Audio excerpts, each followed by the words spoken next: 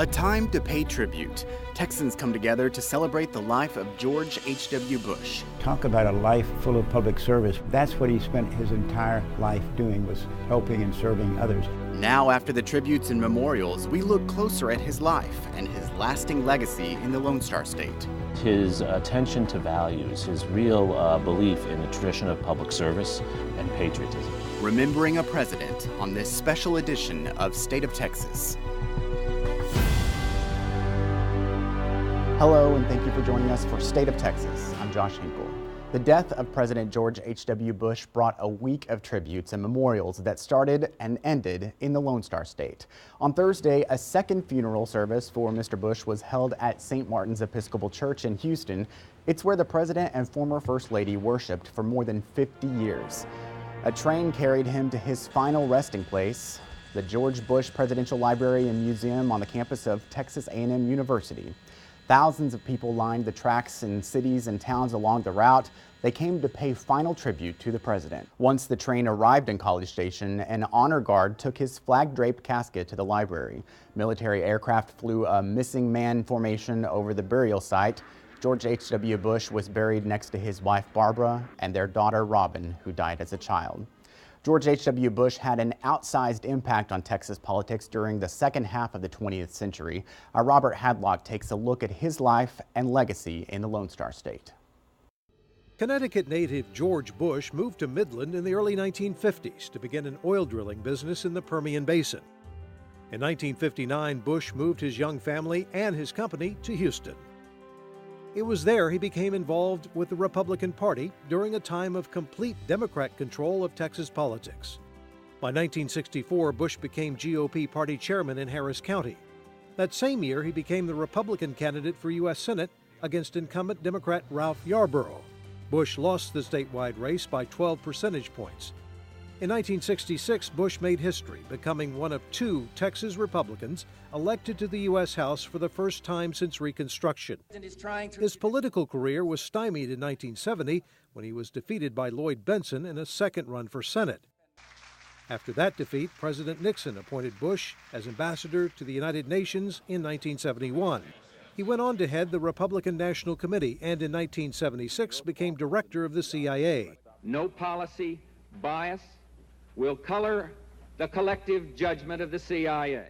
In 1980, he set his sights on the White House. We want Bush! We want Bush! But was trounced in the Republican primaries by Ronald Reagan, even losing to Reagan in Texas. Reagan later picked Bush to be his vice president. And the pair went on to win two landslide elections. Thank you for watching democracy's big day. In 1988, Bush was elected president, only to lose his re-election bid 4 years later. He and his wife Barbara then returned home to Texas. Just 2 years later, the Bush family legacy expanded when his son George W. became just the second Republican elected governor of Texas since Reconstruction. It never used to be this way, but now I have to worry about my son's schedule, not my own. So when he nudges me and says, "Keep it short, Dad," With George W.'s inauguration, a political dynasty continued. In November of 1997, 20,000 people flocked to the Texas A&M campus for the dedication of the George Bush Library. Today I feel like the luckiest person in the world. In subsequent years, George and Barbara Bush spent most of their time at home in West Houston, but every summer escaped the Texas heat and headed for the family's seafront compound in Maine. On April 17, 2018, President Bush lost the love of his life.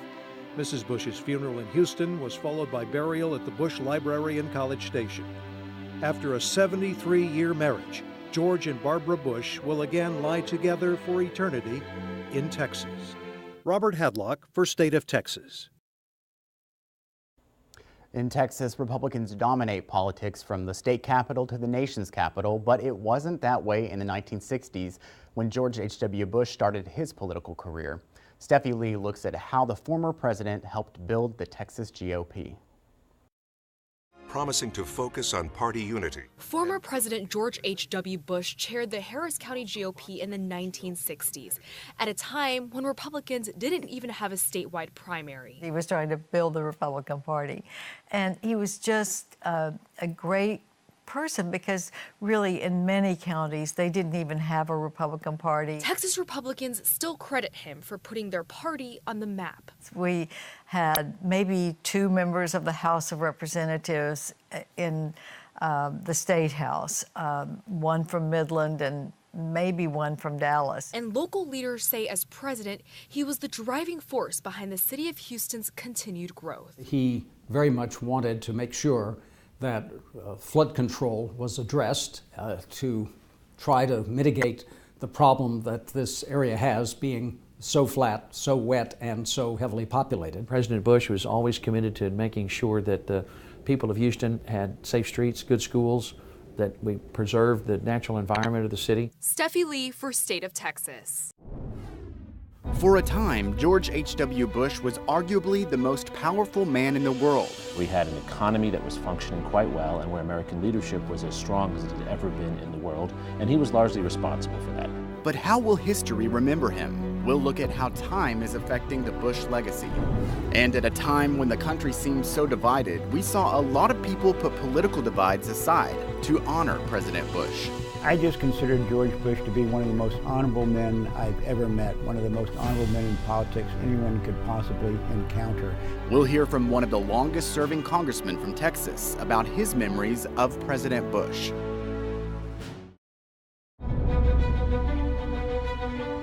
The passing of George H.W. Bush marks the end of an era. He's the last of our presidents from the World War II generation, and he carried the ideals of his time into the Oval Office. The old ideas are new again because they're not old. They are timeless. Duty, sacrifice, commitment, and a patriotism that finds its expression in taking part and pitching in. Ideas that ring true for many as they look back on his life and legacy. Joining us for Perspective is Jeremy Surrey. He's a presidential historian and the professor at the University of Texas at Austin, who is an expert in all of this. Welcome. Well, thanks for having me on. So when we look at presidents from the past century, what makes George H.W. Bush stand out? I think he stands out for 2 reasons. First of all, he's a president who was in office at a period of transition, the end of the Cold War, the first Persian Gulf War. Many changes occurred in our society during his presidency. And the second thing that stands out is his attention to values, his real belief in the tradition of public service and patriotism. Some folks credit him for planting the seeds for the Republican Party's dominance in Texas. How big a factor was he actually in the GOP's success? Well, George Bush played an important role because he was a Republican when Republicans were not popular in the state in the late 60s and early 70s, and he was a part of a new generation. He established the Democratic Party as a minority party by making the Republican Party a more dominant element in the state through elected office, but more importantly through serving at the federal level in the CIA and in various other roles. A lot of folks remember President Bush for breaking his no new taxes promise. Some saw that as a failing. Others saw a leader who was willing to compromise for the greater good. Is that really a defining moment of his presidency? It's defining for his legacy in 2 ways. First of all, he was the last Republican president to be willing to make such a bipartisan compromise and commit to a tax package that involved higher tax rates as well as reductions on spending in certain areas. It showed his pragmatism, but it also made him an outcast in the Republican Party. He could never get elected as a Republican today. In fact, he would probably run as a Democrat today. Wow. Well, Bush is the last of our presidents who saw combat in World War II. How did that experience shape his presidency? I think as the funeral reflected, it really defined his life. A tradition of public service, but also a sense that he had been spared after what was a near-death experience and a desire, an obligation to serve the public. And I think that generation of World War II veterans believed in the public good, and they believed in working across the aisle in a bipartisan way to solve problems. And we miss that generation today. Years from now, what do you see as the lasting legacy of this man? I think there'll be a positive and a negative legacy. The positive legacy is he shepherded the United States out of the Cold War into a post-Cold War world where we had an economy that was functioning quite well and where American leadership was as strong as it had ever been in the world, and he was largely responsible for that. The negative legacy is that the Republican Party did shift under his feet, and following his presidency, we saw the Republican Party move very far to the right, and we saw a rise in partisanship both within our state of Texas and at a national level, and that is part of his legacy too. Professor Jeremy Suri, thank you for being with us. Thank you for having me on. He served Texas in Congress for more than 30 years. Now he's coming home for good. I have mixed feelings about leaving, but no regrets. I've been in Congress for 32 years. That's long enough for just about everybody. We talk one-on-one with Congressman Lamar Smith, what he hopes to accomplish in his final days in office, and his memories of President Bush. Plus, 2 Texas political dynasties connected by the Oval Office. We'll look closer at the history of the bond between the Bushes and the Johnsons. You're watching State of Texas.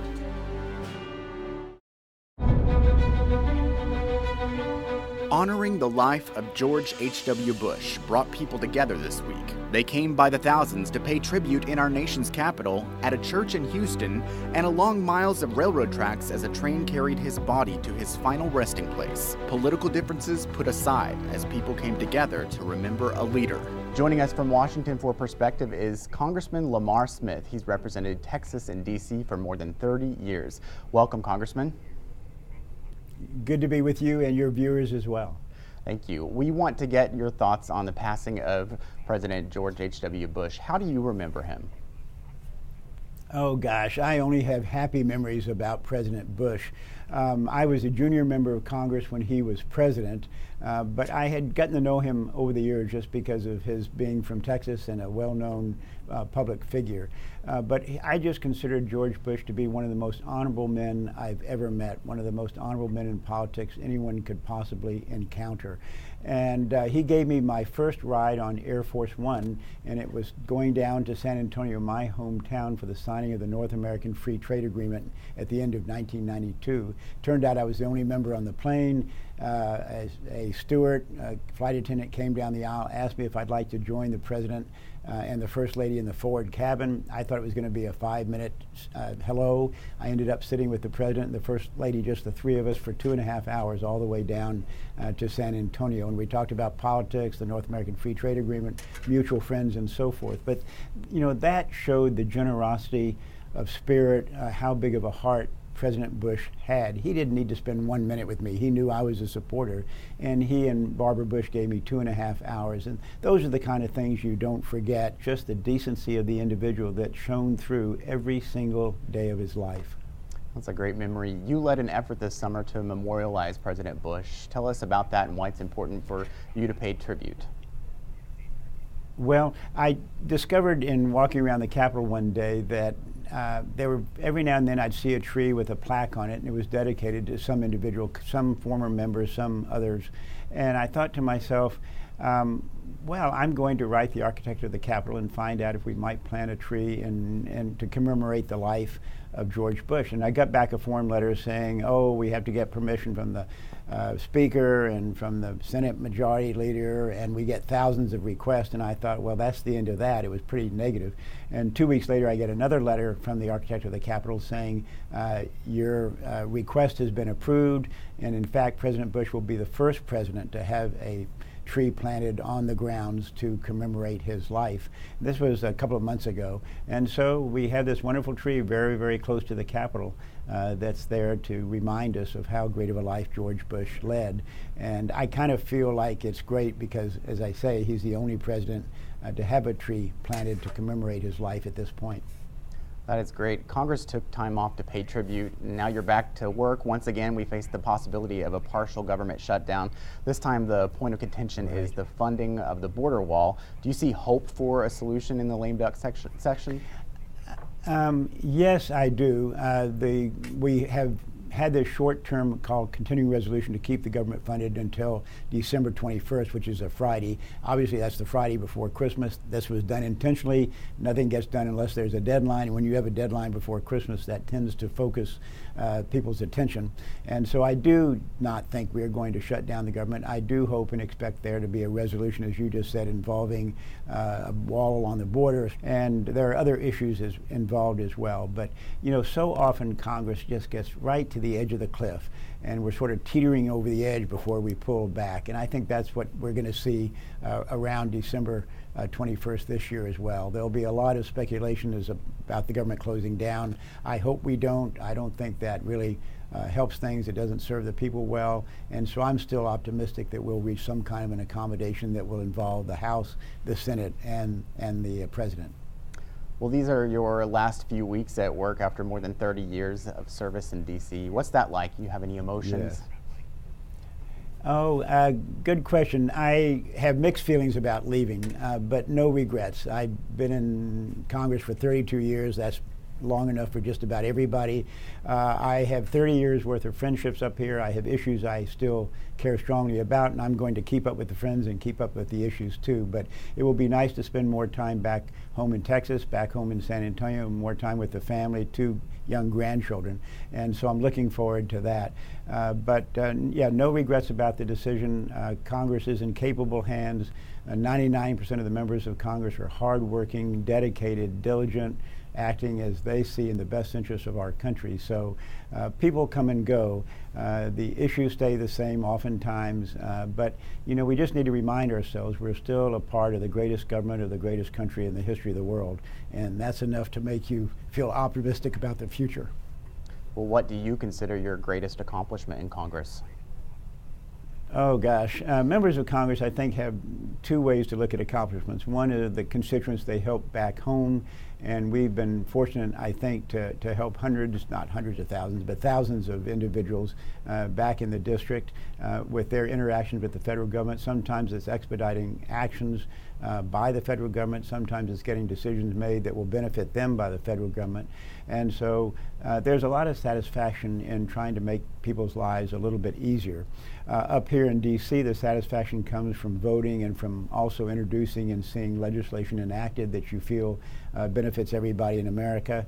I've been fortunate to have been chairman of both the Judiciary Committee and now the Science, Space, and Technology Committee, and we've passed a lot of bills, everything from patent reform on judiciary to exploring space and STEM and enhancing and expanding STEM education, getting more funding for research and development with the Energy Department. So we've done a lot on both committees, I think, that are going to benefit a lot of people. And there's a lot of satisfaction in passing legislation. Not easy to do. Only about 1 out of 20 pieces of legislation that are introduced actually become law. And so it takes a long time and a lot of patience and a lot of persistence, but there's been a lot of satisfaction over the years in being able to enact legislation that, as I say, I think will benefit Americans. Chip Roy will take over your seat in January. Have you reached out to him to give him any advice? Well, I'm very happy that Chip Roy is going to be my successor. I just think he has outstanding experience. He is so qualified. He's been a Deputy Attorney General of Texas. He's been an Assistant U.S. Attorney in Texas. He's been a Chief of Staff for a Senator in D.C. So he's got both Washington experience and lots of good Texas experience as well. And I don't know that he needs much advice, but yes, we've had any number of conversations, and he has the same priorities I've had, which is to put constituents first, try to influence legislation in D.C. He will do a great job. Before we go, how do you want Texans to remember you? Oh, now, I don't know that I've been asked that question before. How do I want Texans to remember me? I hope as nothing more than someone who worked hard to try to represent his constituents. And they're the ones who I really want to thank for their trust over the years and for re-electing me. And that kind of trust is something that you never forget and that I will continue to appreciate. Thank you for making time for us. Congratulations on your years of service and good luck with retirement. I'm sure that you have a lot of things that you're ready to get on with. Thank you, Josh. Appreciate that. Have a good day, Congressman. It's an exclusive club with only 2 Texas families as members, the Bushes and the Johnsons, connected by their time in the White House. We'll look closer at the history behind this unique bond next on State of Texas. The funeral for George H.W. Bush brought the current president and all the living former presidents together. It's an exclusive fraternity, only 2 Texas families as members. We're talking about the Bushes and the Johnsons. Wes Rappaport shows us the long-lasting bond between those different first families. Former first families have a very tight-knit community because we have an appreciation for what it takes to serve. That tight-knit community comes together when one of its members passes away. Lucy Baines Johnson, daughter of President Lyndon B. Johnson, treasures the Bush dynasty. More than just President George H.W. Bush, but his father before him, who was in the Senate, have been close friends of generations of Johnsons. We admire them, we love them, we're grateful for them, and we're praying for them. Johnson and her sister presented President George H.W. Bush with a Liberty and Justice for All award back in 2013 for embodying LBJ's goals to create equal opportunity for all Americans. The example of public service that both President Bushes and all of their family have given to our country is really makes your spirits soar, because they are folks who believe also that to whom much is given, much more is expected, and they are non-stop givers. I'm Wes Rappaport for State of Texas. Thank you again for joining us for this special edition of State of Texas. I'm Josh Hinkle. We'll be back next week to bring you an in-depth look at Texas politics.